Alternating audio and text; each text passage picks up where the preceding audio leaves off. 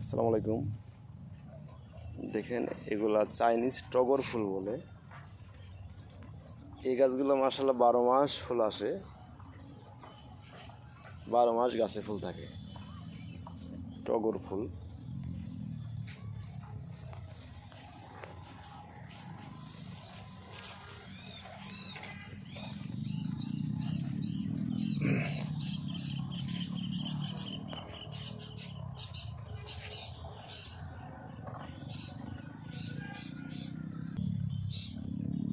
আমাদের কাছে প্রচুর রয়েছে।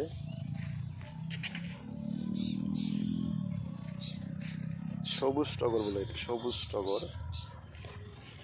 এইটু টগর ফুল, এটা হলুদ পাতা বলে।